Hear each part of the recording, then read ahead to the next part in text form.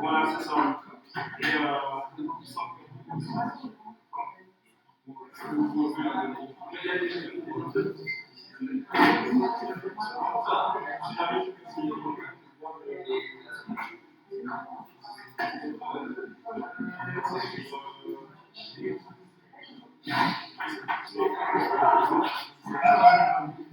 est-ce qu'on peut redémarrer?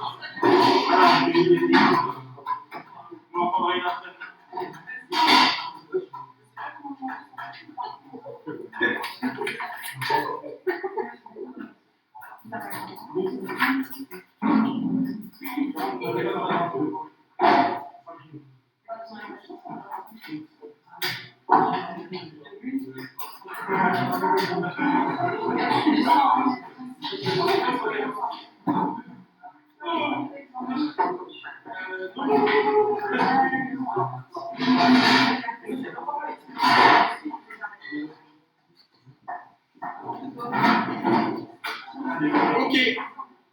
Alors, on s'est arrêté juste avant la pause sur ces questions de conception durable.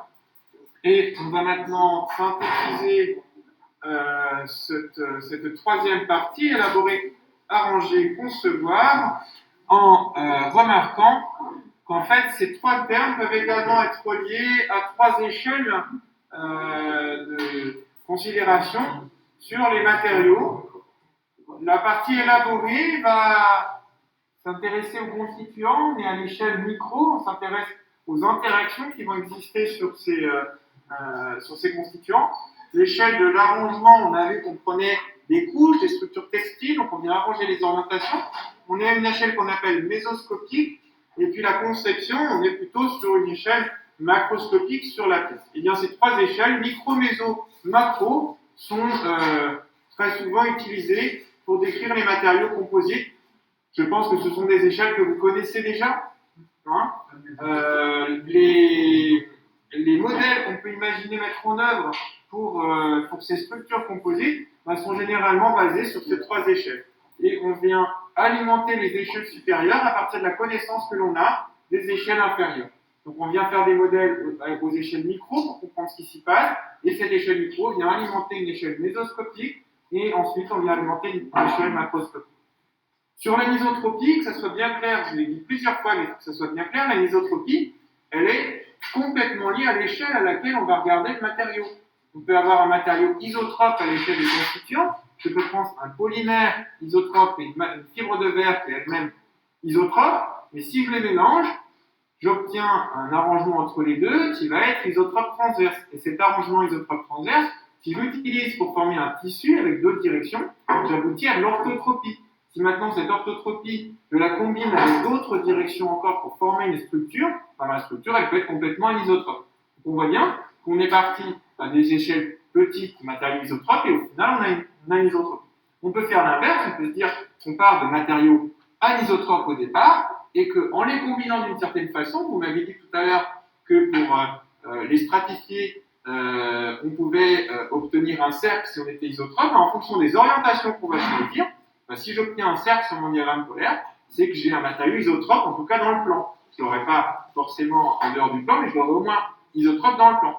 Donc on peut avoir quelque chose de très anisotrope aux échelles fines, et la manière dont on les combine nous permet d'avoir quelque chose d'isotrope à la fin. Alors, ce n'est pas ce qu'il y a de plus utile pour les composites, mais c'est des choses qui sont possibles. Donc il faut bien avoir en tête ces différentes échelles pour considérer l'anisotropie, de la même manière que vous considérez l'hétérogénéité à ces différentes échelles. Hein, on est bien d'accord que l'hétérogénéité, c'est très relatif à l'échelle à laquelle on va regarder les matériaux. Ça va, cette conclusion sur cette troisième partie? Ouais. Alors, je vais vous montrer une première chose. Donc, après, on abordera la quatrième partie. Je vous ai parlé d'un programme sur Internet qui permet de faire des calculs sur les stratifiés. Donc, c'est un programme qui est en ligne, qui se trouve sur un site de l'école des mines de Paris et qui est accessible pour tout le monde. Pour y accéder, vous tapez MMS et ENSMP. ENSMP, c'est pour École nationale supérieure des mines de Paris. Et vous aboutissez sur ce site mms2.ensmp.fr. Je vais refaire le chemin inverse pour vous montrer. Voilà, vous tapez MMS ENSMP et vous avez le site qui sort, c'est mms2.ensmp.fr. Quand vous allez dessus, vous avez des modules ici. Vous faites MMS Paris. Donc là, j'étais dessus. Vous avez des mini-projets ici. Quand vous allez sur les mini-projets, il y a un des mini-projets qui est ici qui traite des stratifiés. Je suis conscient que ce ne soit pas évident. S'il y en a qui veulent l'utiliser et qui n'ont pas tout noté, vous me renverrez un mail pour que je vous redonne directement l'adresse si c'est nécessaire. Et sur ce mini-projet, vous aviez donc le texte du projet et surtout une feuille de calcul qui vous permet de faire justement des empilements de différents stratifiés. Donc là, en l'occurrence, si je choisis un seul pli, donc c'est un matériau fait à partir de fibres de carbone, un seul pli, je fais calculer. Il va me calculer les propriétés de mon unidirectionnel en me donnant, là ce ne sont pas les matrices de comportement que vous avez vues avec moi, mais ce sont les matrices du stratifié, et il donne les diagrammes polaires associés. D'accord? Donc, les termes de couplage dont je vous parlais, ce sont ceux-là. Là, ils sont nuls, mais si je mets deux couches, une couche à 0, une couche à 90 degrés, calculer, vous allez voir que les termes ne seront plus nuls, et donc j'ai du couplage, si les termes ne sont plus nuls, et j'ai du couplage, ce qui fait que j'aurai un matériau qui sera voilé ou gauchi. Par contre, si je mets une symétrie dedans, donc je vais mettre du 0,90, 0, je vais récupérer ici des termes qui sont à nouveau nuls sur la partie qui se trouve ici, enfin sur la partie antidiagonale, ici. Et donc, je n'ai plus de couplage. J'ai réussi simplement en faisant ma symétrie miroir à supprimer ces couplages qui existaient sur mon système. Des couplages qui existaient entre des efforts ici dans le plan, et des parties ici de courbure, donc en antiplane. Donc si c'est non nul, bah, j'ai des couplages, quand je tire, ça vient se courber, etc. D'accord? Donc si vous voulez jouer avec, vous pourrez, je vous donnerai les liens. Est-ce qu'il y en a qui ont l'habitude d'utiliser Python? Ça vous dit quelque chose, Python? Oui, mais vous n'utilisez pas? Non? Oui. Donc, pour ceux qui souhaiteraient, j'ai aussi une feuille, un notebook Python qui vous permet de faire ce genre de choses en plus large. C'est-à-dire que j'ai programmé derrière le programme qui tourne ici, mais il est verrouillé par l'interface, vous ne pouvez pas faire ce que vous voulez. Dans le programme Python, le notebook Python, donc, vous pouvez vraiment vous amuser à faire tout un tas de choses. Donc, s'il y en a qui savent utiliser, qui sont intéressés, vous m'écrivez et à ce moment-là, je pourrais vous envoyer le programme.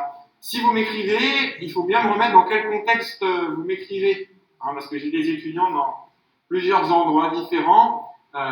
Donc, soit vous utilisez votre adresse de l'université, donc j'identifie parfaitement, sinon vous m'indiquez voilà, dans quel contexte vous m'écrivez. Ça marche? Donc, ça, c'était une première chose que je voulais vous montrer. Et puis, la deuxième chose, c'est vous qui allez m'indiquer comment vous avez finalement terminé vos calculs hier de fractions surfaciques, volumiques, dans le cadre de l'arrangement hexagonal. Alors, à quoi êtes-vous arrivé en termes de valeur? On avait un doute hier sur les arrondis.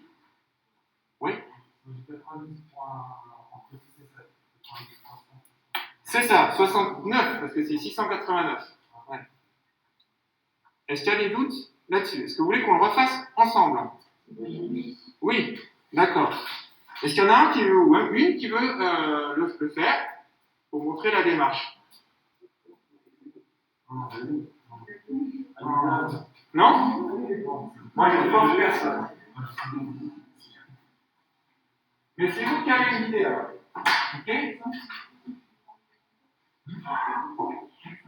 On ne va pas refaire le carré, à moins que ça pose aussi un souci, mais vous verrez qu'une fois qu'on aura fait celui-là, théoriquement, vous devrez parvenir à le faire.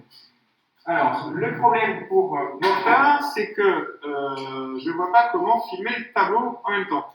Alors, ce qu'on va faire, c'est que je vais faire le dessin et puis vous ferez une photo que vous enverrez par SMS hein, pour que vous puissiez avoir des calculs. Alors, j'ai mon triangle équilatéral, j'ai 3 secteurs de fil ici et je veux dire que cette longueur-là, c'est R. D'accord? On va indiquer que c'est. Je m'intéresse à la fraction surfacique. Donc, ma fraction surfacique de quoi? De fibre. Donc, j'ai ma fibre ici, ici, et ici. D'accord? Donc, il reste une petite partie de matrice au milieu. Il faut donc que je divise la surface que je vois de fibre ici, divisée par la surface de mon triangle. La surface de la fibre, je vais appeler ça AF, pour surface ici, ou SF si vous voulez, mais AF pour l'aire de la fibre, va correspondre à quoi? Combien j'ai de morceaux de fibre? J'en ai 3 ici. Et si je réunis ces 3 morceaux de fibre, j'ai une demi-fibre. Pour vous en convaincre, hier j'avais fait le dessin ici, alors je le fais assez mal du coup, où je vous avais montré que si je réunis 3 secteurs, j'ai une demi-fibre. Donc, l'aire qui correspond à la fibre, c'est la surface d'une fibre, pi r carré, divisé par 2. Ok? Ensuite, j'ai besoin de connaître l'aire de mon triangle. Je vais appeler ça AT. L'aire du triangle, c'est quoi? C'est la base, 2R, soit la hauteur, divisé par 2. Ok? Donc c'est R fois la hauteur. La hauteur de mon triangle ici, à quoi elle est égale? La hauteur du triangle, un des moyens pour y arriver, c'est d'utiliser dans ce triangle-là Pythagore. Donc j'ai mon hypoténuse ici au carré. L'hypoténuse, c'est R plus R, donc c'est 2R. Donc j'ai 4 à carré, hypoténuse au carré. est égale à la somme des carrés des deux autres côtés. H carré plus R carré. Donc H, alors je vais mettre H carré donc égal à 3R carré. Donc H égale à R racine de 3. Ok? Je réinjecte ce H ici dans l'expression de l'aire de mon triangle. Donc j'obtiens donc un R carré racine de 3. Puisque j'avais un R fois H.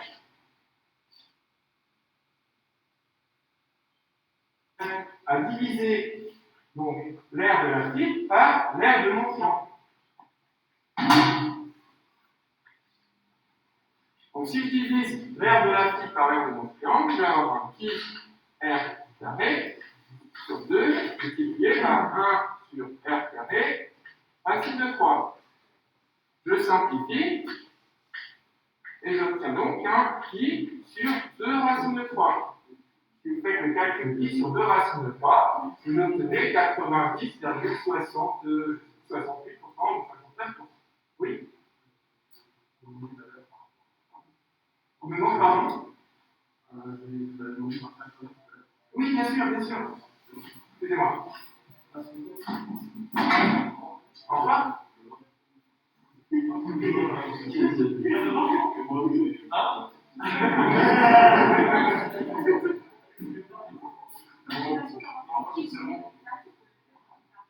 Alors, ici c'est Pythagore.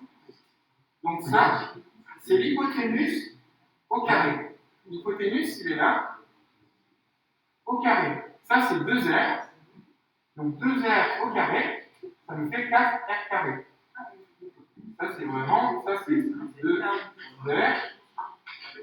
au carré. Ok? Ça va? Vous pouvez retrouver le carré. Est-ce qu'on a besoin de faire le carré ensemble? On va le faire de manière orale. À mon avis, ça va bien fonctionner. Dans le carré, j'ai un carré et j'ai mes 4 sections de fibres. Donc, si j'ai 4 sections de fibres dans mon carré, là, j'ai une fibre entière. Donc, l'aire de la fibre pour le carré, c'est pi r 2. Ainsi, j'ai une fibre entière à l'intérieur. Pi r 2. L'aire du carré, c'est côté fois côté. Le côté, c'est 2R fois 2R. C'est 4R carré. Si je fais maintenant pi r carré divisé par 4R carré, j'obtiens pi sur 4. Pi sur 4, si vous faites le calcul, vous obtiendrez 78, quelque chose. Je vais vous donner le résultat exact, mais vous pouvez le faire aussi. 78,54%. Ok? Ça va ce carré, vous l'avez compris oralement ou vous voulez que je le dessine aussi?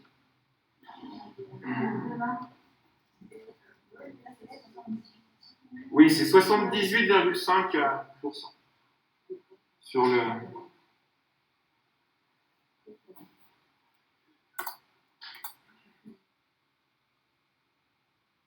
Et l'arrangement hexagonal, ça fonctionne? Voilà. Donc, c'est pas très compliqué, mais il faut avoir compris le principe. Alors, peut-être que certains d'entre vous ne sont pas passés par Pythagore, sont passés par les angles. Hein, on peut aussi utiliser les angles pour calculer les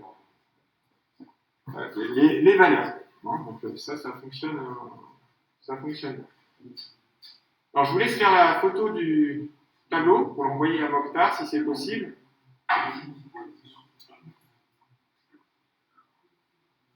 Donc on n'est jamais dans cette configuration à 90% du fait d'avoir des fibres qui se touchent, et donc on n'a plus de matrice ici pour transférer les électrons.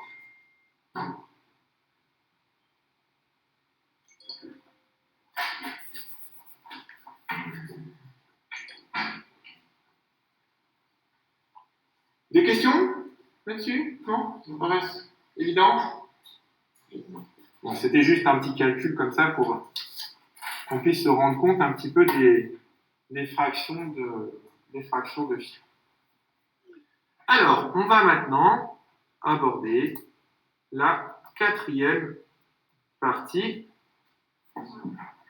de notre présentation qui va concerner la transformation des composites.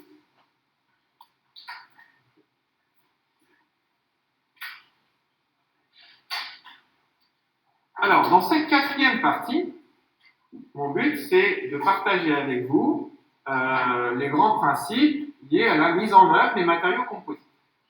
Alors, les procédés de mise en œuvre pour les matériaux composites sont extrêmement nombreux. Ils sont nombreux parce qu'on peut avoir déjà une multitude de matériaux différents pour former les constituants, donc des résines, des fibres. En fonction de la nature des résines, on va faire des transformations qui peuvent être différentes. Et puis aussi parce qu'on peut jouer sur des géométries parfois très complexes en fonction de la géométrie que l'on va vouloir réaliser. Bien sûr, on ne va pas utiliser les mêmes moyens de mise en œuvre. Ensuite, il y a des moyens de mise en œuvre qui vont être destinés plutôt à faire des petites pièces ou des petites pièces en petite quantité, et d'autres qui vont permettre de faire des très grandes pièces, alors soit en petite quantité, soit un peu plus grande, mais on va être toujours confronté à des tailles à la fois de pièces et de production. Par ailleurs, beaucoup d'entreprises décident de déposer des brevets sur des techniques de mise en œuvre qui parfois sont juste une évolution d'une technique qui était déjà existante, et donc vont déposer un brevet pour une partie particulière de leur mise en œuvre et vont le nommer d'une certaine façon. Et donc il y a beaucoup d'acronymes dans la littérature sur des procédés de transformation et on s'y perd beaucoup. C'est-à-dire que si on n'y connaît pas grand-chose, on commence ces recherches, on va avoir des acronymes dans tous les sens et on va plus savoir comment ça fonctionne. Donc le principe, c'est d'essayer d'y voir plus clair. Et comment je vais procéder avec vous pour essayer de vous présenter tout ça? J'ai plusieurs solutions. Il y a plusieurs solutions pour vous présenter ces procédés de mise en œuvre. C'est soit on part de la nature des matériaux, donc je pars, est-ce que c'est un procédé qui va utiliser plutôt des fibres courtes, des fibres longues, plutôt de la résine thermoplastique, plutôt de la résine thermodurcissable, c'est un moyen de le faire. Soit on parle des quantités de production, donc est-ce que c'est pour faire beaucoup de pièces, peu de pièces, grande taille, petite taille. Soit on a une autre façon de voir les choses, et c'est celle que j'ai choisie ici, c'est plutôt de regarder les performances qu'on va obtenir avec les pièces derrière. Je suis plutôt parti sur cette optique-là, de partir de procédés où les performances n'étaient pas forcément exceptionnelles, très correctes mais pas exceptionnelles, jusqu'à des procédés où on va avoir réellement la possibilité d'avoir des performances intéressantes. D'accord? Donc je vais vous présenter tout ça. Il y a des dessins que j'ai faits, que vous allez pouvoir voir. Il y a des images de synthèse aussi que j'ai retrouvées. À chaque fois, il y a des vidéos qui sont associées. On ne va pas regarder les vidéos ensemble, mais vous aurez la possibilité d'aller retrouver ces vidéos pour les voir chez vous et avoir un peu plus d'informations.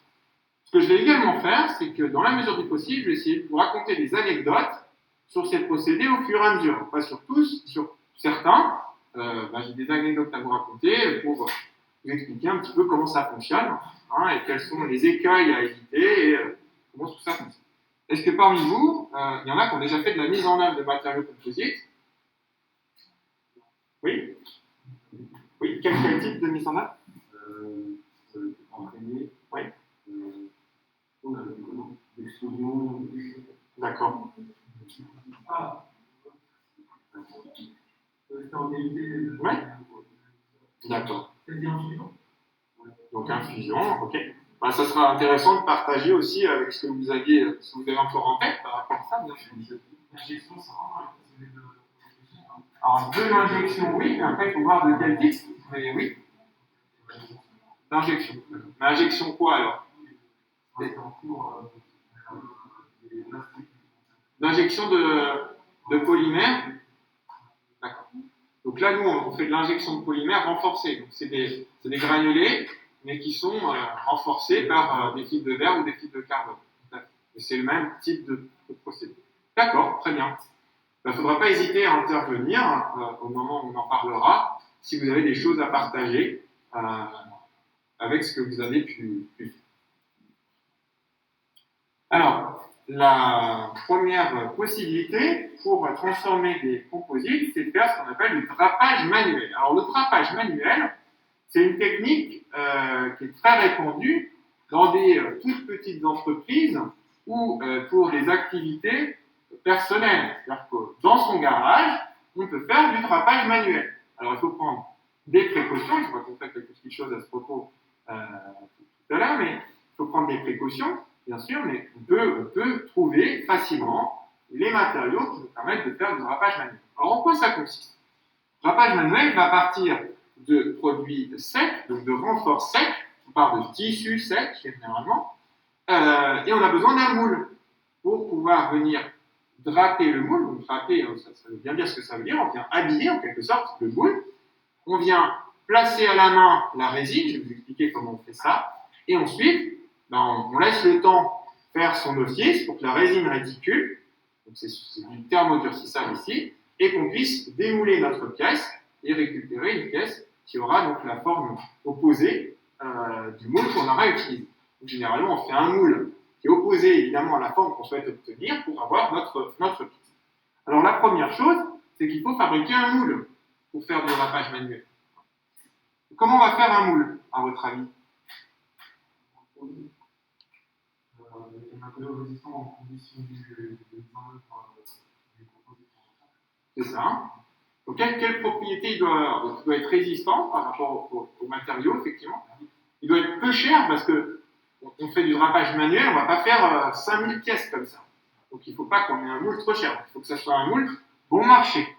Effectivement, souvent on a quand même des géométries un peu complexes, donc il faut qu'on trouve des solutions pour quand même avoir des géométries un peu complexes. Donc pour fabriquer en fait ce moule, on va fabriquer ce moule en matériaux composites. Donc on va partir généralement de la forme de la pièce qu'on veut obtenir. Et on va usiner ou sculpter la forme que l'on veut obtenir dans de la mousse rigide.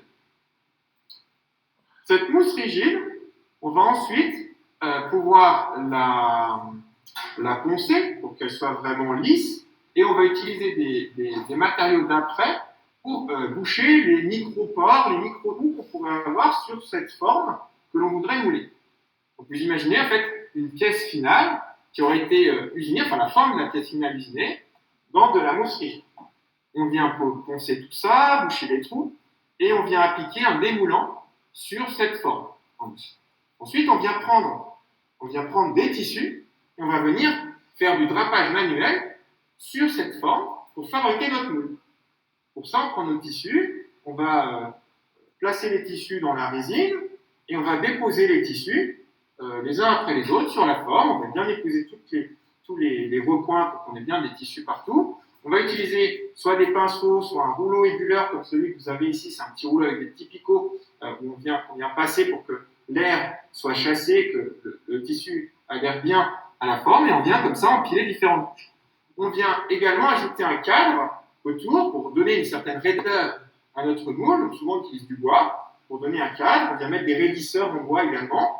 Et on vient simplement derrière, soit on vient chauffer un tout petit peu, soit on vient attendre suffisamment longtemps pour que la résine réticule, et on vient démouler. Quand on vient démouler, en fait, on récupère donc le négatif de la forme qu'on avait réalisée, et donc on a notre moule.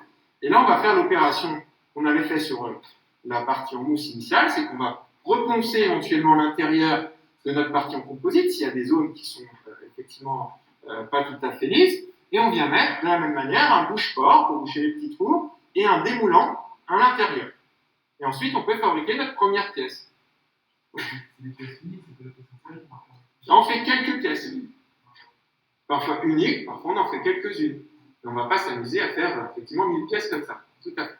Et donc, une fois qu'on a notre moule, une fois qu'on a appliqué le démoulant, on va recommencer. On va reprendre notre tissu, on va mettre le tissu dans la résine, on va appliquer le tissu à l'intérieur du moule, et on vient repasser le rouleau ébuleur, le pinceau, et on vient habiller notre moule de cette manière-là. On vient attendre, chauffer légèrement, et ensuite on peut démouler, et on a notre pièce réalisée en matériau composite. Donc le matériau du moule, c'est souvent de la fibre de verre, on ne va pas forcément utiliser des fibres de carbone pour ça, et puis la pièce qu'on réalise, par contre, elle peut être en fibre de carbone si on le souhaite, pour venir habiller le moule.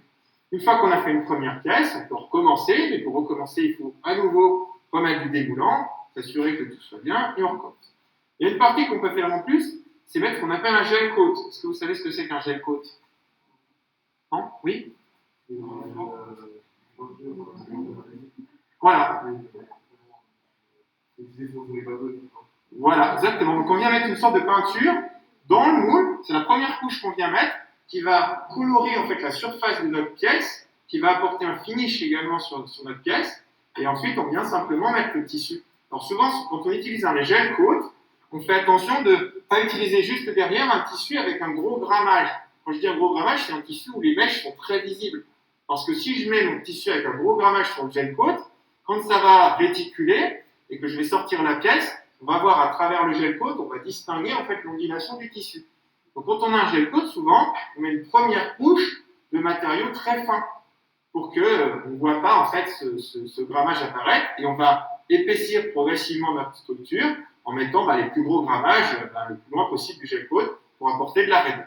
Donc ça se fait complètement à la main, et on peut sur ces structures, évidemment, si on a besoin, faire des sandwichs également. C'est-à-dire qu'on peut faire des premières couches avec nos tissus. On peut mettre ce qu'on appelle un pain de mousse. Donc c'est un morceau de mousse découpé qu'on viendrait placer, et on replace nos tissus par-dessus, et ce pain de mousse va rester à l'intérieur, mais ça va faire une zone sandwich. Donc on vient apporter en fait des raidisseurs à l'intérieur grâce à ce procédé.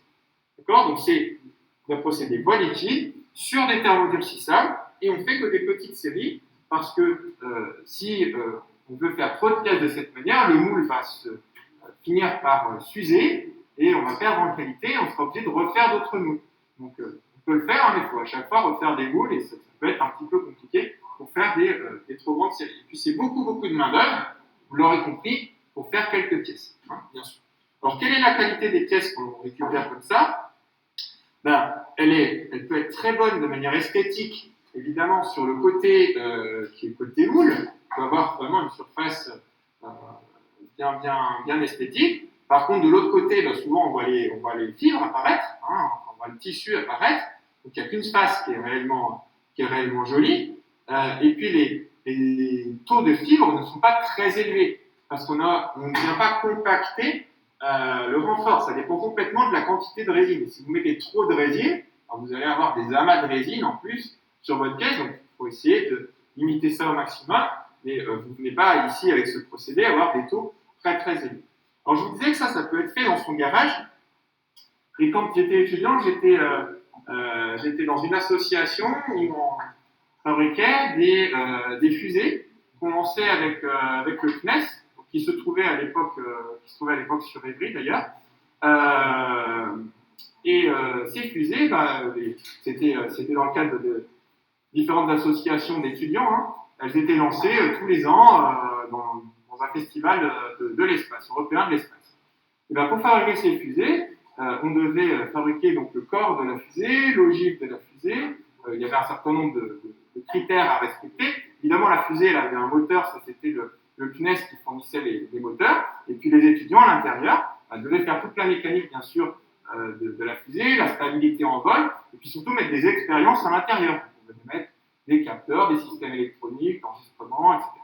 Voilà. Et donc pour fabriquer ces fusées, il fallait trouver des systèmes. Alors il y avait des associations d'étudiants qui achetaient des tubes en PVC, et puis qui utilisaient les tubes en PVC pour faire le corps de la fusée, mais le problème de ces tubes en PVC, c'est qu'ils étaient un peu cassants malgré tout, et puis ça alourdissait la fusée, qui perdait en performance pour pouvoir atteindre les quelques centaines de mètres qu'on souhaitait atteindre pour les lancements. Et donc nous, on était partis sur des fabrications en composite. Et comment fabriquer un cylindre en composite qui soit propre avec les moyens du bord? Et on avait acheté des tubes en PVC. Sur ces tubes en PVC, on avait mis du papier cuisson. Donc c'est assez bon marché, tout ça. Et puis on est venu draper à la main des couches de tissu en venant déposer de la résine.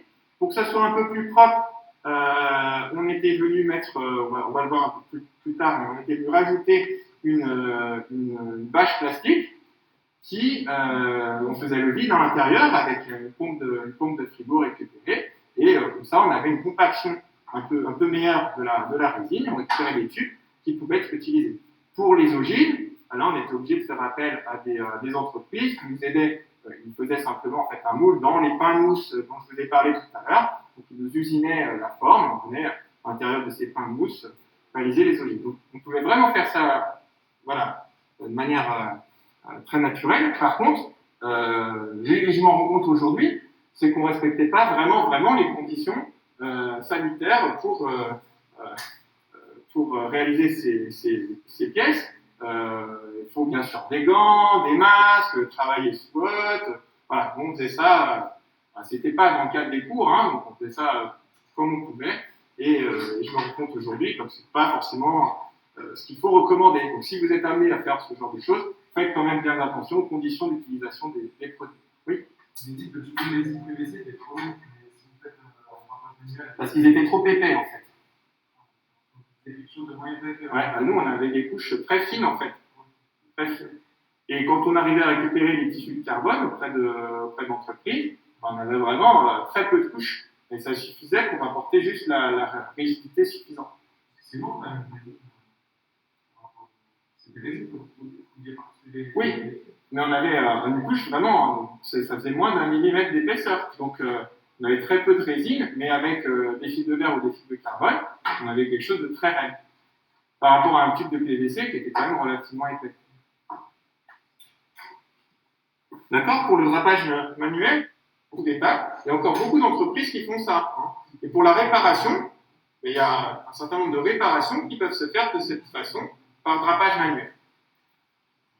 Alors si on veut regarder comment ça se passe, là il y a un exemple d'images qui ont été tirées d'un site ici qui s'appelle SMI, qui permet, donc vous pourrez aller voir sur ce site, il y a plein d'autres sources d'informations.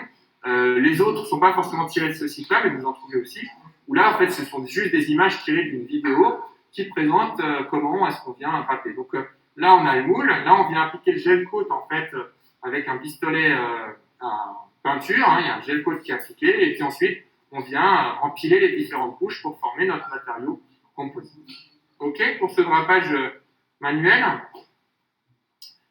Alors, il y a un procédé derrière qui est assez proche de ce drapage manuel, qui va utiliser les mêmes types de moules, mais plutôt qu'utiliser des tissus qu'on vient découper, qu'on vient poser à l'intérieur, on va utiliser un pistolet qui va projeter en fait de la fibre coupée avec de la résine. Ça permet d'aller plus vite pour couvrir de grandes surfaces et surtout de pouvoir mieux maîtriser la manière dont on vient déposer en fait le renfort sur ce système. Alors, cette projection simultanée, elle peut être couplée avec du drapage manuel. C'est-à-dire qu'on peut imaginer, dans certaines zones, mettre des tissus qui sont assez chers, et dans d'autres zones, faire de la projection simultanée de fibres qui vont se répartir de manière un peu aléatoire et qui nous permettent d'avoir les performances. Alors, avec ça, on fait justement des piscines ou des grandes structures pour le former. Je vais revenir dessus. Non, je n'ai pas les images ici. Il y a une entreprise... j'ai visité une entreprise plusieurs fois qui fait de la projection simultanée, qui était à proximité de notre centre de développement. Il faut des moyens, donc ils ne sont pas énormes, parce que les moules, ils sont fabriqués en composite, donc ça, c'est assez simple à faire. Par contre, il faut des gens qui soient habitués à fabriquer des moules de grande taille. Hein, là, on n'est plus sur des petites pièces, donc il faut être capable de faire des moules de grande taille. Et puis après, il faut un moyen de projection simultanée, donc il faut en fait simplement un pistolet qui est monté sur un bras pour pas que ce soit trop lourd pour l'opérateur. Et puis ça, c'est relié à des bobines ou à des pelotes de fibres qui viennent alimenter le pistolet et puis à une réserve de résine.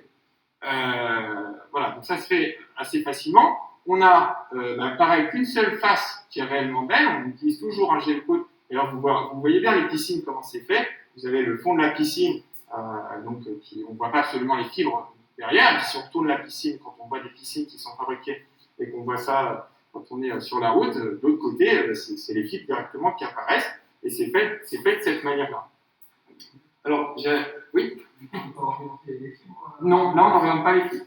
Ça veut dire que pour une piscine, il n'y a pas vraiment de nécessité d'avoir des orientations privilégiées. Mais si on veut orienter les fibres pour donner de la mécanique, eh ben, on utilise à ce moment-là une combinaison avec des tissus ou des unidirectionnels. Donc, on vient faire de la projection simultanée. Et puis, par certaines zones, on vient découper un morceau de tissu qu'on vient placer de telle façon que ça va venir rigidifier dans des directions choisies la structure. Alors, les difficultés en fait, liées à ces techniques, elles sont liées au fait que la projection de fibres, ben, ça ne va pas aller que sur la pièce, il y a des fibres qui vont voler un peu partout. Et dans cette entreprise, ben, la difficulté, c'était ça, c'était d'arriver à confiner les cellules de projection, enfin dans les cellules de projection, les fibres, pour pas que ça vole n'importe où. Et par contre, dans les zones de cellules de projection, ben, vous aviez des fibres sur les tuyaux, alors les techniciens qui venaient projeter, ben, oui, ils avaient des combinaisons pour que ce soit plus facile. Alors, par contre, les équipements tout autour, c'était compliqué à nettoyer. En plus, c'est de la résine du coup, qui n'est pas réticulée, qui va réticuler avec le temps. Enfin, c'est vraiment pas évident. Il y en a par terre aussi. Alors, quand on marche avec les chaussures, on en met partout. Donc ça, c'était une difficulté. Et puis, il fallait qu'ils soient protégés, donc avec des masques, des lunettes, voilà, des gants. Voilà. Donc, c'est pas forcément hyper agréable. Alors, on pourrait se dire, pourquoi est-ce qu'on ne met pas des robots pour faire ça? Pourquoi on n'utilise pas un robot qui viendrait pocher les fibres à la place de l'opérateur, à votre avis? Je n'ai pas entendu. Vérifier que le robot fait bien son travail?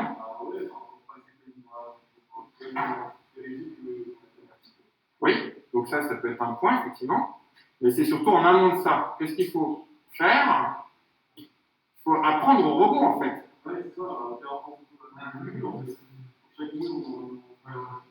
C'est des tests uniques, donc on va apprendre, lui donner des programmes. Voilà. Et en fait, on va. Donc, c'est pas les mêmes métiers. C'est-à-dire que le programmateur du robot, c'est pas l'opérateur qui va projeter. Donc, il faut qu'il y ait en fait l'opérateur d'une part qui indique au robot quelle est la bonne stratégie. Donc, on peut imaginer qu'il va le faire une fois et que le robot, soit par analyse d'image, soit étant relié pistolet, va enregistrer les positions et va être capable de rejouer les positions. Et il faut derrière quelqu'un qui soit capable de piloter ce robot. Et dans les entreprises qui font ça, ils ont forcément les moyens d'avoir quelqu'un à temps plein qui va s'amuser à piloter les robots. Et en même temps, là, on ne fait pas des quantités de pièces incroyables non plus. Donc à chaque fois, à chaque changement, il faudrait réapprendre au robot à changer. Et ça a un coût qui n'est pas compatible en fait avec les quantités de pièces ici à produire. Par contre, on ne met pas n'importe qui derrière le pistolet de projection. C'est comme la peinture pour l'automobile ou dans d'autres secteurs. Le peintre de la voiture, c'est pas monsieur tout le monde, c'est quelqu'un qui a de l'expérience et c'est vraiment compliqué à avoir la surface peinte. En voiture, on parle de classe A, pour que la peinture qu'elle soit vraiment bien appliquée et c'est vraiment difficile. Et donc apprendre à les robots à faire ça, c'est pas évident. Oui. Là, on parle de manuel, c'était que vérifier. Pourquoi c'est pour les actifs? Alors c'est voie liquide dans le sens où on peut utiliser des thermodurcissables tels qu'on les utilise pour le procédé précédent. Et là, on a des possibilités avec cette projection simultanée d'aller sur des thermoplastiques en voie réactive. Voilà. Ça, je vais y revenir tout à l'heure sur la voie réactive parce que c'est un vrai changement depuis 5-10 ans. Sur le marché, il y a des thermoplastiques qui permettent, soit sous forme de monomères qui viennent polymériser in situ, et donc former des composites avec des viscosités finalement très basses sur les monomères, soit d'utiliser des polymères mais qui ont des viscosités très basses au moment où on vient les transformer. Et donc, il y a ces possibilités qui sont offertes pour avoir à la fin quand même des composites thermoplastiques avec des procédés qui étaient historiquement liés à des thermodurcissables. D'accord ? Voilà, donc là on est vraiment sur des petites séries pour arriver à faire ces pièces.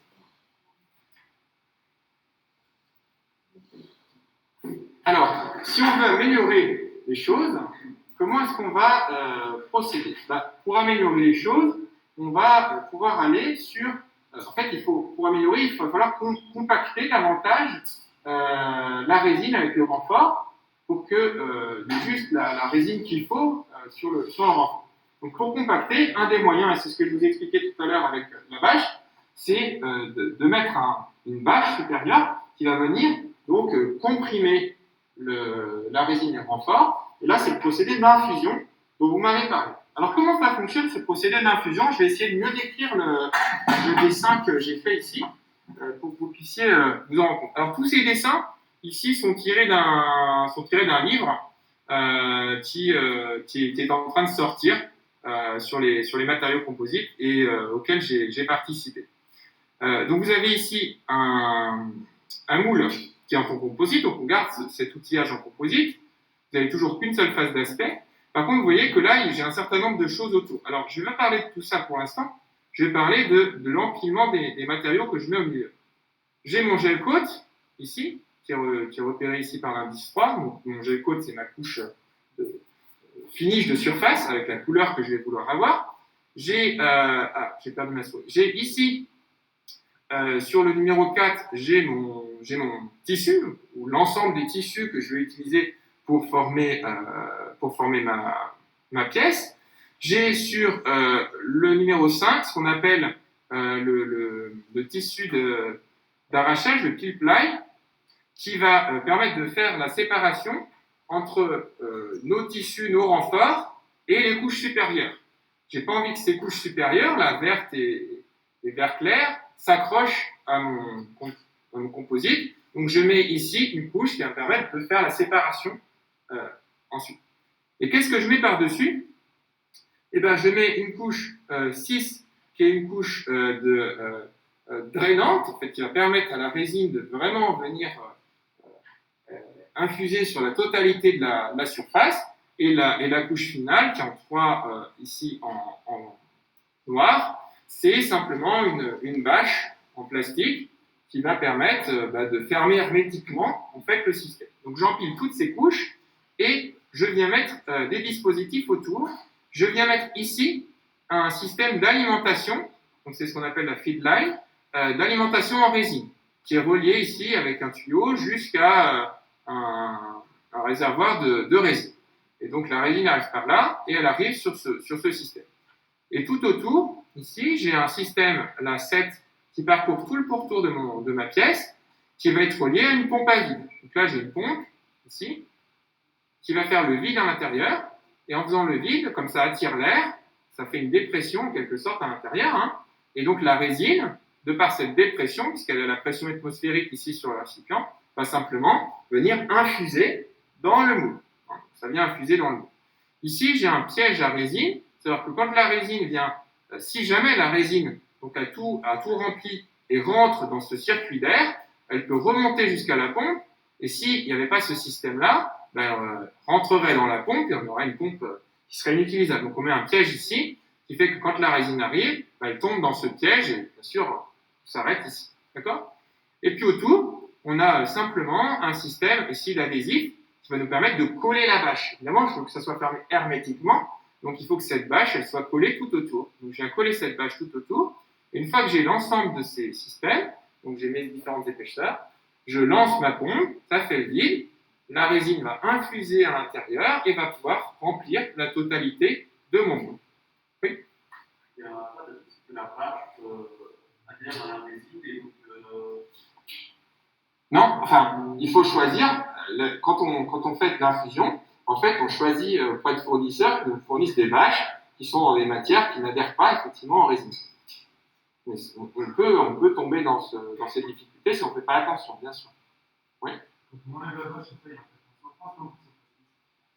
Alors, de ce côté-là, côté gel coat, ça sera très beau. Côté bâche, en fait, c'est le peel ply qui nous donne l'aspect de surface. Donc, c'est pas très joli. Hein.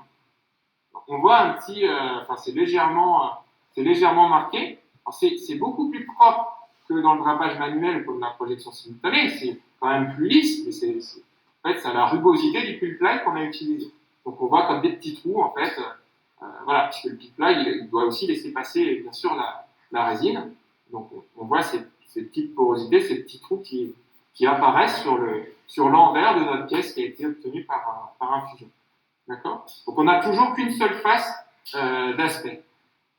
Voilà. Alors, là-dessus, on va sur des petites à moyennes séries. On peut se permettre d'aller un peu plus vite. Il y a énormément de variantes sur l'infusion.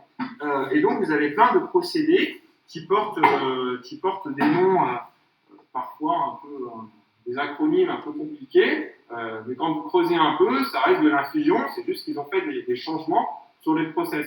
Alors en l'occurrence, les changements qui ont été opérés sont des changements sur la ligne d'alimentation, la feed line.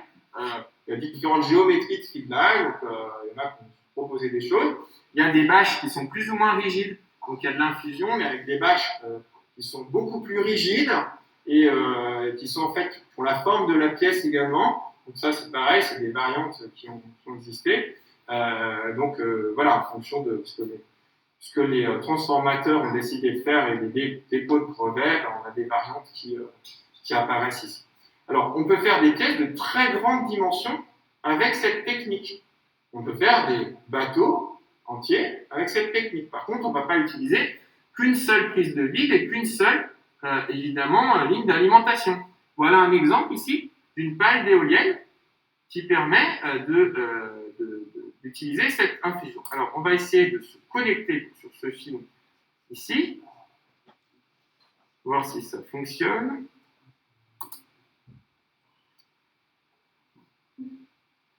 Voilà, alors, j'espère que ça va marcher. Voilà, vous avez une pale d'éolienne, vous avez votre moule ici, et on va venir réaliser donc l'infusion sur cette.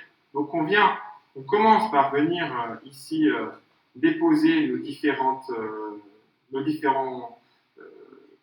couches. Donc là, on est au pile ply, donc on imagine qu'on a nos couches de composite qui sont placées en dessous. Donc on a notre pile ply qui est mis ici. Donc, il va séparer en fait les deux zones. Donc, on a notre bâche, on vient faire ici le vide, on voit que ça épouse la forme. On a tous les circuits autour pour venir faire le vide. Donc là, on est du côté... voilà, on vient mettre tous les canaux à l'intérieur qui vont pouvoir donc alimenter le système. On va mettre des petits robinets également. Non, c'est ça la vache. Si vous voyez les autres couches avant.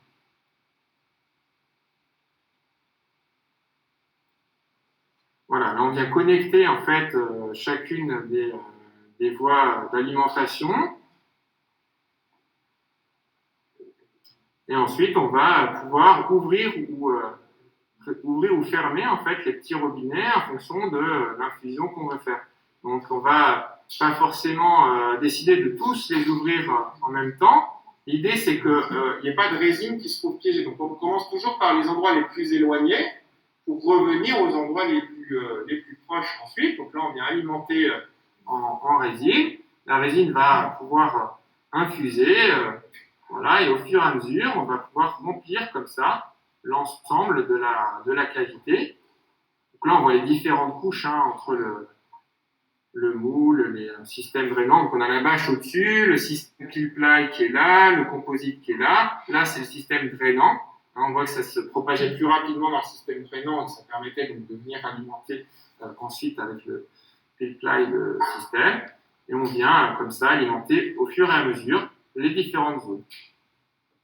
Donc vous voyez qu'on peut faire des pièces de très grande dimension de cette manière. Et l'avantage ici, c'est qu'on peut également venir corriger en cours de route. C'est-à-dire qu'on commence et on s'aperçoit qu'il y a des zones qui se passent mal, ben on peut interrompre, refaire une prise de vide, refaire éventuellement un canal d'alimentation, refermer, recommencer. Enfin, on peut gérer des zones en fait pour pouvoir faire la pièce et être sûr que la pièce sera réalisée correctement. Donc là, on enlève toutes les bâches, tout ça. Là, je ne sais plus ce que c'est ça. Ah si, c'est pour y mettre de la colle. Ah, et pour mettre la structure interne de la pale. Parce que pour former évidemment la pale, il faut deux structures. Donc il y a une première structure et puis il y a une deuxième partie évidemment de pale. Là, ils viennent chauffer pour venir coller l'ensemble et on arrive à récupérer la pale ensuite dans son ensemble. Avec la peinture. Comment? Ah bah pas du tout. Non, non, non. Ça, c'est des techniques qui sont largement utilisées par l'industrie. vidéo, c'est que Oui. ils mettent d'abord le réseau de tubes pour enlever la résine, puis ensuite ils font une tube dessus. Ou alors j'ai mal visualisé la vidéo, mais. Alors, ils mettent. En fait, la meilleure image, c'est celle où on voit les différentes couches avec la résine qui infuse. Alors, je ne sais plus où c'est là par exemple, ici. Là, on a bien le moule, le composite, le pile ply. Donc, c'est le tissu d'arrachage qui va séparer, qui n'adhère pas en fait au composite ici, final. Là, c'est la partie drainante. On voit que la résine se propage beaucoup plus rapidement dans la partie drainante ici, pour venir alimenter ensuite le composite. Et puis aussi, on a la bâche. Ici, donc le tissu d'arrachage, il a pour but de pouvoir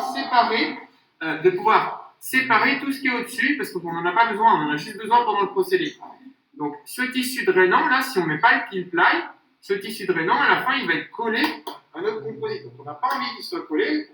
Pas qu'il soit collé, on met ce tissu d'arrachage qui va permettre de retirer, en fait, cette partie-là. C'est au-dessus du tissu d'arrachage, on va mettre le réseau de dispenseurs de résine. Exactement. On le met à ce niveau, enfin, au-dessus de ce tissu drainant. Il faut que ça soit, faut que la résine arrive dans ce tissu drainant pour ensuite pouvoir tout traverser et imprégner notre matériel. OK ?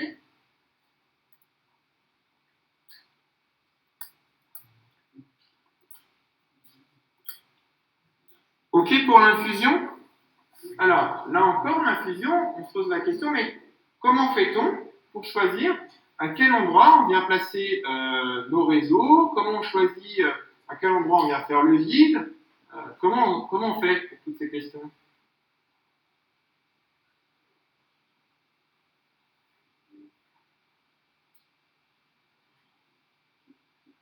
À votre avis?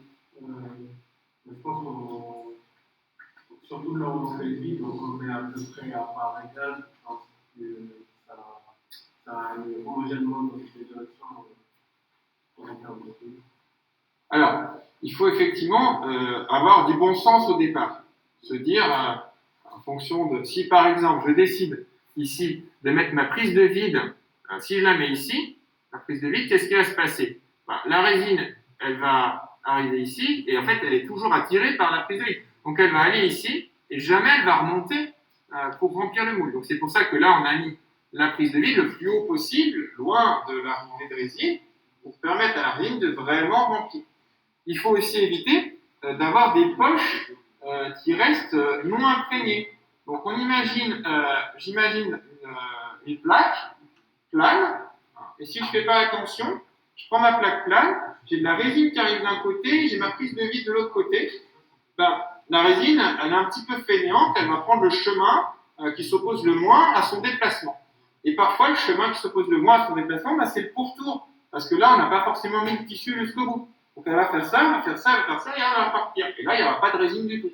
Donc, il faut arriver à trouver le bon compromis pour que tout autour, finalement, on mette un système qui soit dense et qui empêche la résine de passer, pour qu'elle passe réellement par l'intérieur et qu'elle vienne tout alimenter. Alors tout ça, c'est du bon sens, et puis c'est beaucoup d'expérience. C'est-à-dire que quand on fait de l'infusion, comme ça, soit on est sur des géométries qui sont bien maîtrisées, on sait comment le faire parce que ça a déjà été fait par ailleurs, mais quand on est sur des nouvelles pièces, il faut se poser les bonnes questions, et avec l'expérience, essayer de placer les éléments le mieux possible. Alors souvent, on fait ce qu'on appelle des incomplets. C'est-à-dire qu'on va commencer l'infusion, on va regarder comment la résine se propage, on va venir corriger pour permettre d'avoir une idée de comment est-ce que la résine va pouvoir se propager sur l'ensemble de la pièce. De la même manière, vous savez qu'aujourd'hui, il existe des outils informatiques qui permettent de simuler tout ça. Alors pourquoi est-ce que je n'utilise pas un ordinateur pour m'aider à positionner ma prise de vide et mes canaux d'alimentation en résine? Alors ça peut être représentatif de la réalité, mais il faut un gros effort pour que ça le soit. Parce qu'il faut alimenter ce programme. Il faut lui donner les caractéristiques de la résine, du tissu, en fonction des densités. C'est compliqué. Et donc pour faire tourner ce genre de programme, il faut des caractérisations fines de toutes les propriétés rhéologiques des matériaux, donc ça coûte de l'argent et du temps. Et puis il faut surtout, derrière, on a des personnes qui soient formées pour faire tourner ces logiciels et à aller modifier les points d'injection. Donc quand on est sur l'infusion comme ça, ben, on ne va pas faire forcément des très grandes séries non plus, donc c'est petites, moyennes séries, et donc c'est souvent pas rentable de passer par des étapes de simulation, et on va bien plus vite à faire appel à des gens qui ont l'expérience et qui passent par des incomplets. Donc on fait quelques pièces incomplètes et ensuite on a notre pièce finale et ça va bien plus vite de cette manière-là. D'accord? Donc on ne va pas forcément utiliser l'informatique pour pouvoir nous aider à faire ces pièces. Oui? Bien sûr. Ça va pour l'infusion? Oui, c'est bon?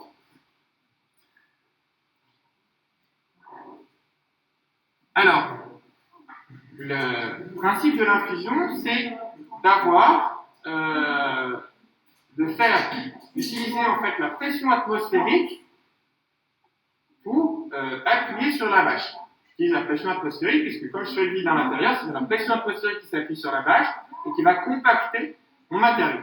Si je veux compacter davantage la matière, on peut utiliser donc des systèmes autoclaves où là on va avoir à la fois une pression qui va dépasser la pression atmosphérique, donc on va vraiment pouvoir compacter davantage, et puis en même temps, on va pouvoir monter en température, accélérer en fait la réaction sur ces systèmes. Alors là, on ne va pas forcément utiliser, là on a plein de variantes possibles, on ne va pas forcément utiliser l'infusion pour le faire, mais on peut utiliser des matériaux qui sont pré-imprégnés de résine. Donc des tissus qui sont pré-imprégnés de résine, on vient les mettre à l'intérieur du moule, et on va utiliser l'autoclave, et avec la pression et la température, on va venir plaquer la matière et monter la température pour que ça vienne réticuler notre thermodurcisseur. D'accord? Donc on est venu avec peu de moyens au départ, du drapage manuel, on est venu complexifier avec un petit pistolet pour venir faire de la projection. Là, on avait un peu plus de matériel puisqu'il fallait une pompe, il fallait des bâches, j'arrive pour la question, des bâches, il fallait des canaux d'alimentation, donc il y a un peu plus de moyens. Si on met un tout petit peu plus encore de moyens et qu'on a cette possibilité d'aller sur l'autoclave, on va être capable de encore mieux gérer la qualité de notre matériau. Alors, il y a une question. D'accord.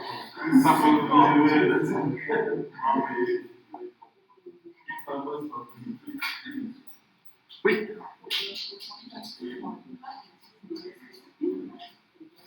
Alors, non. Je pense qu'on peut. Alors, je ne sais pas s'il y a des gaz spécifiques qui sont utilisés, mais pour moi on faisait sous air, il n'y avait pas forcément besoin d'avoir un gaz spécifique. Après, il y a peut-être des applications qui nécessitent des gaz spécifiques, je ne sais pas. Ouais, c'est possible. C'est possible. Ok, alors entre l'autoclave et puis le procédé que je viens d'écrire juste avant, on peut aussi utiliser simplement une étude. Nous, quand on faisait de l'infusion, pour les coques des voitures dont je vous ai parlé tout à l'heure, elles étaient réalisées par infusion. Et pour y parvenir, en fait, on avait une grande étude, donc une pièce, une grande pièce, dans laquelle on avait le moule, et en fait, on faisait l'infusion dans cette pièce qui était chauffée, et du coup, qui permettait d'accélérer également la réaction. Alors, il faut faire attention parce que quand on chauffe en même temps qu'on fait l'infusion, la résine commence à réticuler au moment où elle pénètre à l'intérieur du moule. Donc, il faut calibrer la température, le cycle, pour que la viscosité ne monte pas trop vite, pour permettre quand même de remplir toute la pièce avant que la réaction s'emballe et qu'on ait réellement la réticulation. Donc ça demande un petit peu de gestion là, de savoir exactement comment est-ce qu'on fait les choses. Alors, on peut faire les choses de manière très séquentielle, en disant je fais l'infusion et après je monte la température. On peut gagner un peu de temps en montant la température un petit peu avant. Il faut faire bien attention à la manière dont ça va effectivement impacter la viscosité de la résine qui va venir infuser dans le moule. Okay. Donc là encore, il y a plein de variantes qui existent, mais je vous demande simplement de retenir les grands principes de ces systèmes. Alors, j'imagine que je vais encore augmenter les qualités de ma pièce. Pour augmenter les qualités de la pièce, il faut par exemple que je décide d'avoir deux faces qui soient maintenant rendu esthétique. Donc pour avoir deux faces esthétiques, je n'ai pas 50 solutions, il faut que j'ai deux côtés, deux moule. Il faut que j'ai un moule et un contre-moule qui viennent permettre d'avoir deux surfaces esthétiques. Et là, on s'oriente vers un système qu'on appelle RTM, pour Resin Transfer Molding. Le procédé RTM est très très connu. Vous trouvez énormément d'informations sur Internet sur ce procédé. Et le RTM, de la même manière, a un certain nombre de variantes. Donc, je vous présente deux catégories de RTM. Le RTM Light ici, et ensuite un RTM plus classique, plus industriel. Sachant que je vous présente ça sous la forme la plus générale, la plus classique. Derrière, voilà, vous pouvez trouver un certain nombre de variantes. Oui. Non, alors je vais vous montrer pourquoi c'est light ici. Donc là, on veut avoir un système où on a un moule et un contre-moule. Donc, dans le RTM light, on va avoir un moule et un contre-moule qui sont faits en matériaux composites. Donc, on reste toujours sur nos moules en composite. Mais à la place d'en faire un seul côté, on est obligé de faire moule contre moule. On va de la même manière sur ce système mettre un gel coat ici. Alors on peut le mettre ou ne pas le mettre. On a le droit de faire une pièce d'aspect brut sans gel coat. Non. On peut mettre ce gel coat. On va simplement mettre nos tissus à l'intérieur et plutôt que de mettre le pile-ply, le tissu drainant, la bâche, eh bien on va remplacer tout ça par un contre-moule rigide. Alors pareil, ce contre-moule rigide, il est fait en composite et il est traité pour être avec un déboulant pour ne pas venir coller évidemment à notre structure. Comment est-ce qu'on fait fonctionner? En fait, vous voyez qu'il y a une cavité ici entre les deux zones rouges. Ce sont deux joints en élastomère et vous avez une cavité qui est créée et vous avez ici donc deux trous. Il y a un trou qui arrive directement sur le tissu et un deuxième trou qui arrive dans cette chambre ici qui va nous servir comme une chambre pour venir fermer le moule. Ici, on a la résine qui va arriver. Alors, je n'ai pas dessiné ici la manière dont la résine arrive, mais elle arrive avec la même manière. Soit on vient la récupérer simplement dans un réservoir. Enfin, la résine arrive de ce côté. On fait le vide ici, et en faisant le vide, si on fait le vide dans cette chambre, comme il y a la pression atmosphérique qui s'exerce sur le moule, on vient en fait fermer notre moule, et c'est la pression atmosphérique qui vient fermer notre moule ici. Si je fais le vide sur ce point 8 ici, eh bien je viens tirer en fait la résine qui va venir pénétrer à l'intérieur du moule et remplir le moule. Sur le RTM Light, on a la possibilité non plus de simplement utiliser la pression pour faire pénétrer la résine, mais on peut aussi injecter la résine. Et c'est la spécificité ici, c'est qu'on va utiliser une machine d'injection qui va nous permettre en même temps de pousser la résine intérieure qui va rentrer plus facilement et qui va pouvoir imprégner le tissu plus rapidement que si on avait juste laissé la pression atmosphérique fonctionner. À ce moment-là, on peut aussi aider la fermeture du moule ici avec un système de fermeture extérieure mécanique qui vient verrouiller en fait le moule une fois qu'il est fermé. Et puis on vient injecter et on met une légère pression pour que effectivement la résine puisse rentrer. Évidemment, si on avait utilisé le même système ici, mais à la place d'avoir cette prise de vide, je mets une machine d'injection, quand je mets de la pression ici, qu'est-ce qui se passe? Je soulève la bâche. Donc pour ne pas avoir ce problème, en utilisant un contre-moule, c'est suffisamment raide pour que la résine puisse pénétrer et venir plus rapidement. Alors c'est un RTM Light parce que vous voyez qu'on reste sur finalement peu de moyens pour fonctionner. Vous avez un moule à contre-moule en composite. Là, souvent, on fait quand même appel à des outilleurs, donc des moulistes, qui vont connaître toutes les contraintes liées à la fabrication des moules pour respecter les entrefers, donc l'épaisseur, etc. Donc, il faut faire un certain nombre faut avoir la connaissance quand même d'un certain nombre de choses et puis prendre des précautions pour fabriquer ces moules. Voilà, il faut que ça soit fait de manière professionnelle. Et puis après, on a besoin d'une machine d'injection, d'une pompe à vide, et puis on peut mouler comme ça un certain nombre de pièces qui vont être donc avec deux surfaces d'aspect, qui vont être donc très esthétiques et surtout qui vont avoir de très bonnes propriétés mécaniques, parce qu'on a la possibilité de vraiment contrôler la quantité de résine qu'on a à l'intérieur, et donc d'avoir quelque chose qui tient la route par rapport à ce moule. Donc là, on va sur des petites à moyennes séries avec ce système.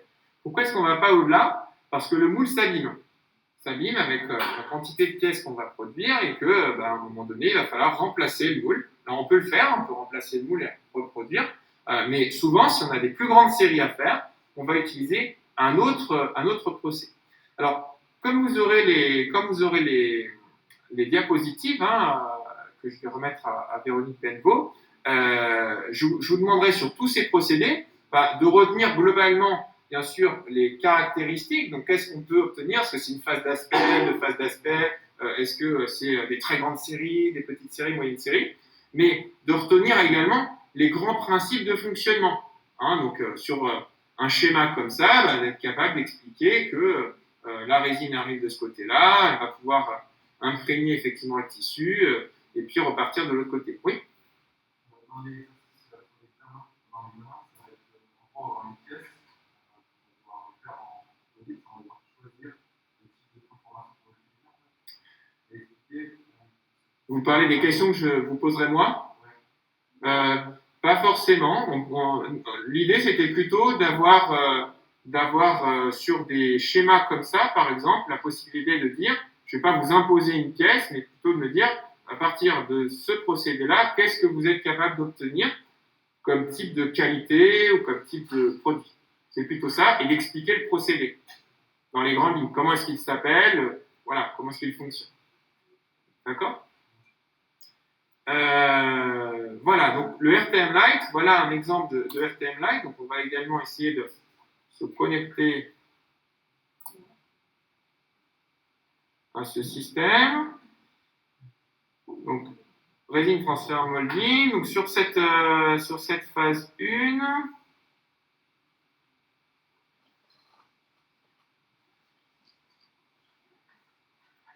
là vous avez la préparation en fait vous avez la préparation du tissu. Donc c'est une phase où on vient chauffer le tissu qui est poudré ici. Et on vient obtenir donc des rouleaux de tissu qui contiennent en fait de la résine.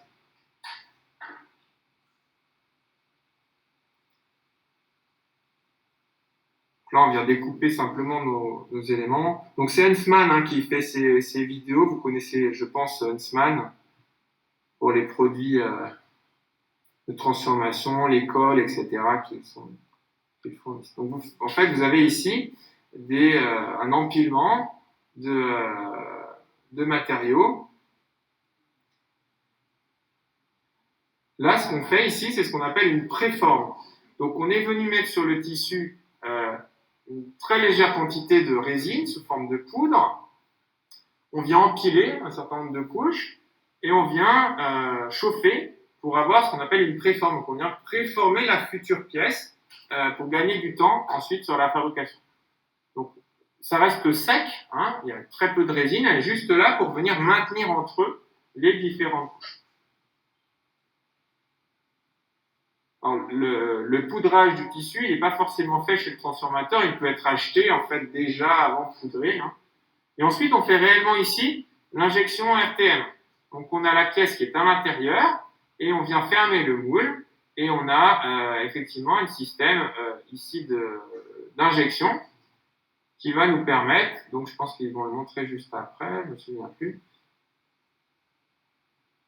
Voilà, donc on vient injecter la résine et elle va pénétrer à l'intérieur pour remplir la totalité, bien sûr, du moule et imprégner l'ensemble du tissu.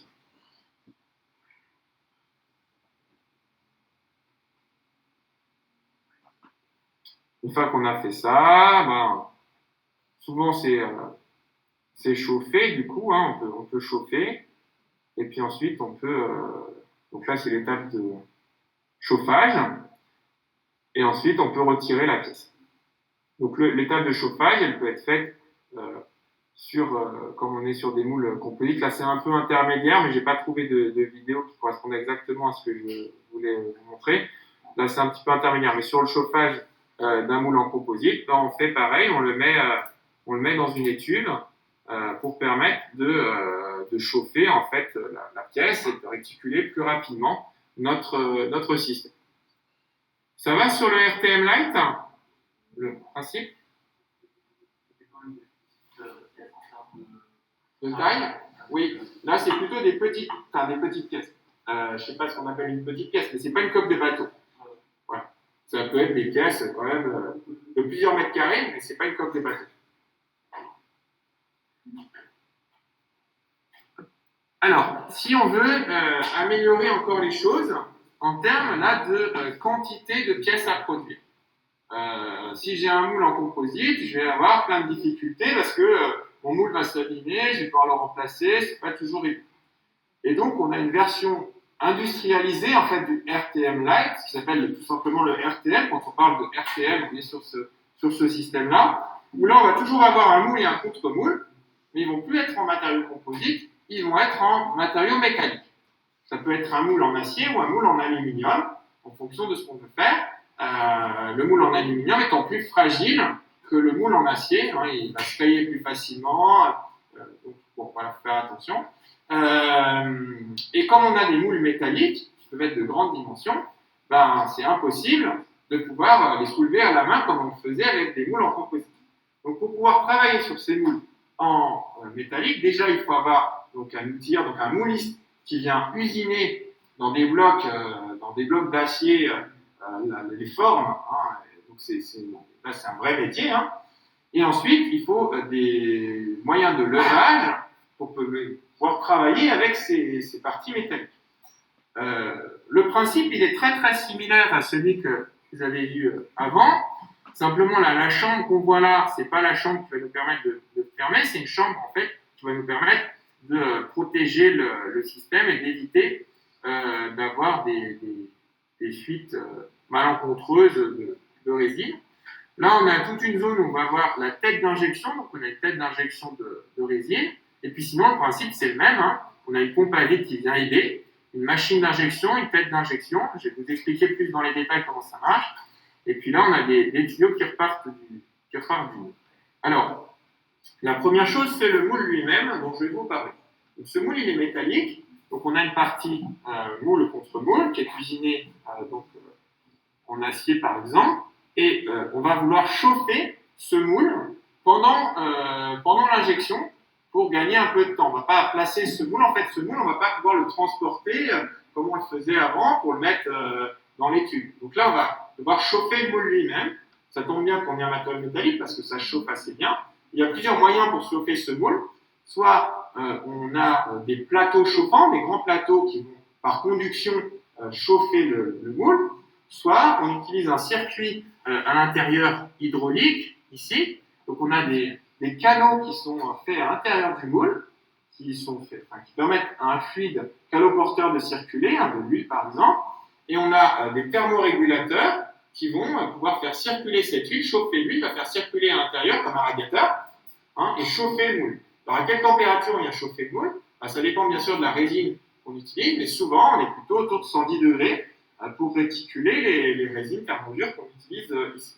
Donc il faut que le mouliste prévoit les canaux et s'assure que les canaux qui sont faits à l'intérieur permettront d'avoir une température homogène sur la pièce. Et ça, on a des canaux, je ne l'ai pas dessiné, mais on a bien sûr des canaux sur la partie inférieure du moule et sur la partie supérieure. Quand on régule la température entre la partie inférieure et la température supérieure, il y a une règle de base qui est d'avoir la température ici, sur cette partie inférieure, qui soit légèrement supérieure à la température, je reviens en arrière, à la température de la partie supérieure. À votre avis, pourquoi?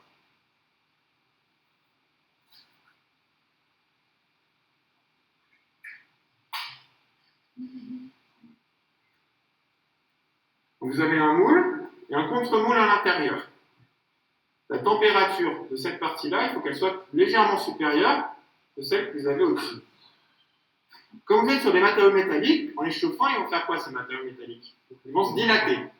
Donc déjà, le mouliste doit tenir compte de la dilatation des métaux pour que votre géométrie finale corresponde à la géométrie que vous souhaitez. Ensuite, si je fais l'inverse, si je chauffe plus cette partie-là, elle va se dilater plus. Et comme j'ai un entrefer très fin entre les deux, elle va venir se bloquer dans la partie inférieure. Et donc, je vais tout arracher, en fait, et ça ne va pas fonctionner. Donc, il y a des règles à respecter pour que ça puisse bien fonctionner. Ça se met en accord avec le mouliste pour que ça puisse bien se faire. Ensuite, avez-vous une idée des prix de moules métalliques pour faire du RTM comme ça?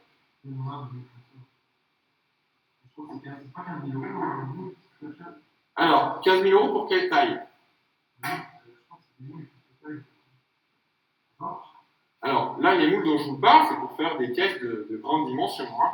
Donc, voilà. Donc, un moule pour faire une portière de voiture, c'est un moule de grande dimension. Avez-vous une idée du prix? C'est plusieurs centaines de milliers d'euros. Plusieurs centaines de milliers d'euros. Donc, ça va dépendre ensuite si vous appelez BMW ou si vous êtes chez un autre constructeur. Mais en fonction des moules que vous allez utiliser, vous allez payer 200 000 € à 400 000 € votre moule en fonction des fonctions que vous allez avoir. Alors moi, j'ai eu la chance de voir dans notre centre de développement, en fait, on avait des constructeurs qui venaient. Donc, nous, on avait l'habitude de voir des moules plutôt je vais dire, bon marché, donc quelques centaines de milliers d'euros, mais qui n'avaient pas énormément de fonctions. Et un jour, a débarqué les équipes de BMW chez nous pour faire des prototypes. Alors là, c'était très impressionnant parce qu'ils avaient des moules high-tech avec des systèmes, avec des vérins hydrauliques dans tous les sens qui venaient tirer des tiroirs. Et là, les moules devaient coûter facilement 400 000 €. Mais quand on fait beaucoup de caisses, c'est rentabilisé évidemment sur la quantité de pièces que l'on fait. Oui?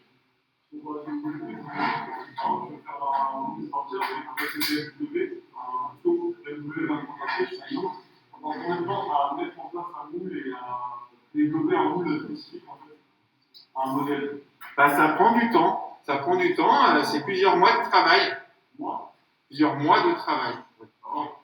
Oui, mais bon, c'est quand même du temps. En fait, quand il y en a un moule comme ça qui est fait, on fait appel donc à des moulistes qui ont l'habitude de travailler là-dessus. Donc, on leur donne la géométrie de la pièce que l'on peut faire, et eux savent faire les empreintes et savent gérer ça. Donc, ils ont l'habitude. La difficulté, c'est la fabrication. Il faut avoir les robots qui vont bien. Et là, dans le moule que j'ai dessiné, c'est un moule tout à fait simple. Mais souvent, on a des contre-dépouilles dans le moule. Et pour gérer les contre-dépouilles, on a des pièces mobiles à l'intérieur du moule. Et pour bouger ces pièces mobiles, il faut soit le faire à la main. Donc moi, dans les moules que j'avais l'habitude de voir, c'était des tiroirs à la main. Donc l'opérateur, à la main, il venait tirer le tiroir refermé pour gérer ces parties mobiles. Et avec des constructeurs qui ont les moyens, ils viennent mettre des vérins hydrauliques qui sont pilotés par ordinateur pour venir bouger ces parties. Ça va? Oui.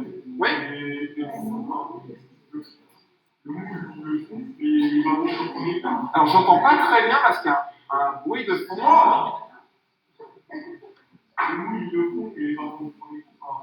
Non, le moule n'est pas bon du premier coup. Donc, quand on fait les premières pièces, le mouliste est toujours là pour regarder comment ça se passe et il vient apporter les modifications.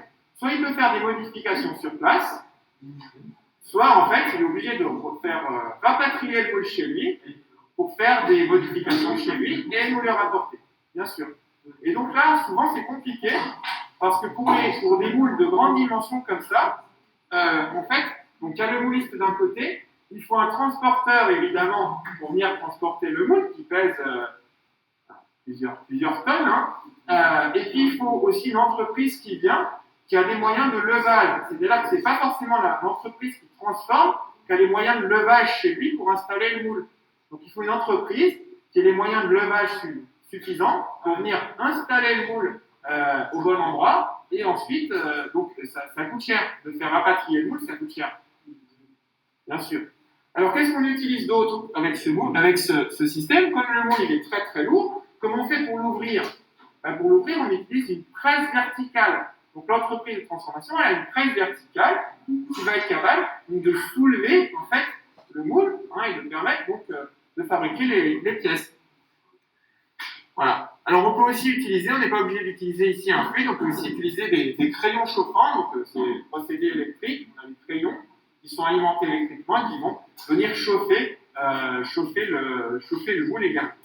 Alors comment ça se passe au niveau du procédé? Vous avez donc votre presse verticale avec vos plateaux, donc un plateau inférieur avec la partie inférieure du moule qui est fixé sur ce plateau inférieur. Vous écoutez pour terminer sur le ATL, vous avez votre plateau supérieur qui est relié, donc qui fixe la partie supérieure du moule et votre presse peut faire des mouvements comme ça verticaux. Donc vous avez votre moule ouvert. Vous avez vos moyens de thermorégulation qui tournent et qui chauffent votre moule. Donc, quand vous vous approchez, vous avez deux moules métalliques à 110 degrés, donc vous sentez un peu le chaud quand même autour, et vous allez mettre à l'intérieur du moule, de la même manière, vous mettez votre bouche-porte, votre démoulant, et vous placez vos tissus. Donc, vous déposez vos tissus, le moule il est gardé chaud, on ne va pas le refroidir, il faut une demi-journée pour le monter en température, on ne va pas s'amuser à chauffer et à refroidir le moule, il est gardé en température. Vous mettez vos tissus, et ensuite, la presse va venir fermer le moule sur les tissus. Vous avez une machine d'injection avec un ordinateur et vous allez envoyer la résine et son durcisseur, ici c'est du thermodur, donc dans deux canaux qui vont arriver dans une tête une tête de mélange qui va faire le mélange. Donc vous allez envoyer les quantités stoichiométriques pour que ça se passe bien, ça arrive dans votre tête de mélange, c'est mélangé, et ça passe ensuite dans une tête d'injection qui va pousser la résine à l'intérieur du moule. Ça va très vite, on peut injecter, en quelques minutes, on peut arriver à injecter, ça va assez vite. On injecte la résine à l'intérieur, vous pouvez avoir des capteurs sur le moule qui enregistrent le passage du fond de la résine pour savoir où on en est. Vous avez des capteurs pour savoir s'il faut arrêter d'injecter ou pas, enfin, il y a différentes techniques. Et ensuite, vous avez une prise de vide qui aide aussi la résine à pénétrer. Et une fois que vous avez injecté la quantité de résine suffisante, vous fermez la tête d'injection. Vous envoyez de l'acétone dans le circuit pour aller nettoyer la tête de mélange pour pas que ça prenne en gel et la tête d'injection. C'est fermé, donc ça n'impacte pas le moule. Vous attendez un peu que la température du moule fasse son effet pour réticuler. Et ensuite, la presse se rouvre et vous sortez votre pièce et vous recommencez. Donc c'est un procédé où vous allez assez vite. Et si vous êtes comme dans le cas précédent, vous avez eu des préformes qui étaient faites, ça va très vite. Vous avez vos préformes qui sont fabriquées en parallèle. Le moule s'ouvre, prenez votre préforme, vous la mettez dedans, ça se referme, c'est injecté, on ressort, et on remet notre préforme, etc. Donc c'est un procédé qui permet réellement d'aller. Oui. Alors la préforme, c'est fait pour éviter d'avoir découpé des morceaux de tissu et les placer un par un. On va découper des morceaux de tissu qui sont poudrés et on va les empiler à l'extérieur de ce moule. On a en fait un moule également, mais qui est très très léger, qu'on empile ces tissus et on va chauffer la poudre, va permettre de maintenir une pseudo-forme en fait à la pièce. Mais ça reste du tissu sec. Donc on va gagner du temps parce qu'on a déjà le squelette fibreux en fait qui a la bonne forme. On met ça simplement dans l'outil.